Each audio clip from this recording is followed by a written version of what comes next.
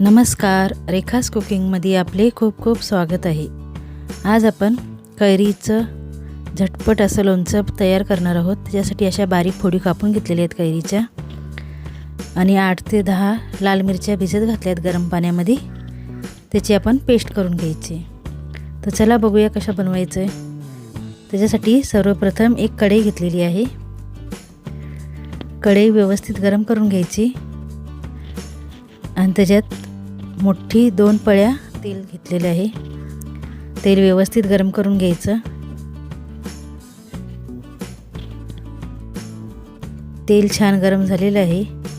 आता आपण त्याच्यात एक मोठा चमचा मेथी दाणा आहे ते टाकून घेतलेला आहे।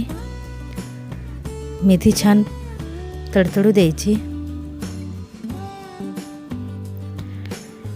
मेथी छान तेलात भाजली की आता आपण त्याच्यात 1 चमचा उडदाची डाळ आहे ती टाकून घेऊ आणि त्यातच 2 चमचे मोहरी आहे ती सुद्धा टाकून घ्यायची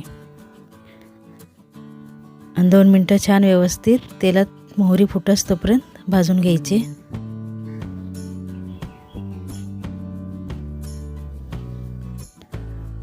तर छान अशी मोहरी आपली फुटलेली आहे।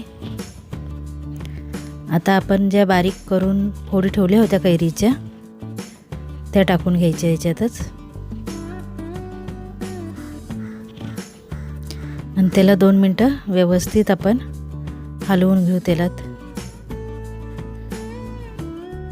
ही लोणचं 8 ते 10 दिवस आरामात राहतं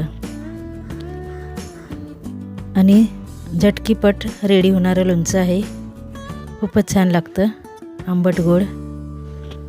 2 मिनिटं छान असं व्यवस्थित आपण त्याला हलवून घ्यायचं आहे।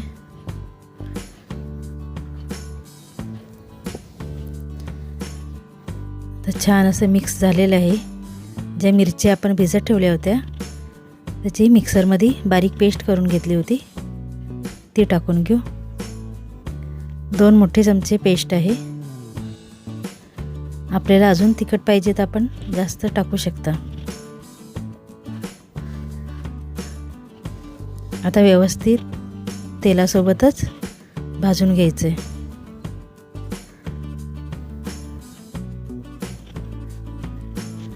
व्यवस्थित मिक्स करून घेऊ।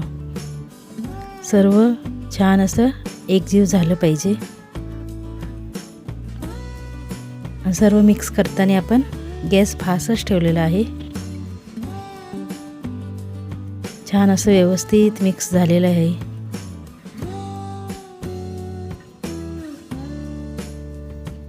आता आपण त्याच्यात अर्धा चमचा हिंग टाकून घ्यायचं। हिंगमुळं लोणच्याला छान अशी चव येते आणि त्यातच आपण चवीनुसार मीठ टाकून घेणार आहे।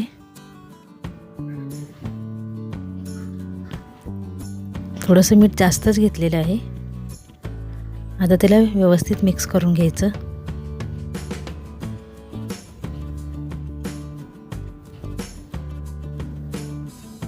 आणि झटकीपट बनणारं लोणचं आहे। जास्त काही सामग्री नाही तरी खूपच छान आंबट गोड असं लोणचं आपलं रेडी होतं आहे। तर छान मिक्स झालेलं आहे। आता आपण त्याच्यात अर्धा चमचा हळद टाकून घेऊ आणि हळदसुद्धा आपण 1 मिनिट असंच हलवणार आहे। छान मिक्स करून घ्यायची त्याला पण।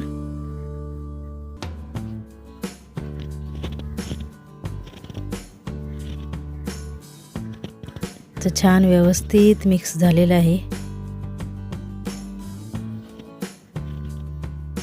आता आपण त्याच्यात 1 चमचा साखर टाकून घ्यायची। साखर आपल्या आवडीनुसार आहे, आपल्याला किती गोड पाहिजे। आता त्याला सुद्धा आपण व्यवस्थित मिक्स करून घेऊ। जास्त वेळ लागत नाही लोणच्याला। खूपच कमी वेळात बनणारं आपलं इन्स्टंट पिकल आहे।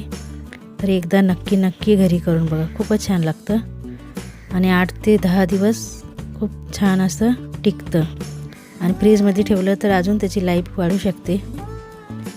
तर छान असं आपलं लोणचं रेडी झालेलं आहे। आता आपण त्याला पूर्ण थंड करून घ्यायचं। थंड केल्यानंतरच एखाद्या छोट्या कंटेनरमध्ये भरून फ्रीजमध्ये सुद्धा स्टोअर करू शकता आणि जर बाहेर ठेवलं तरीसुद्धा ती 8 ते 10 दिवस छान टिकतं.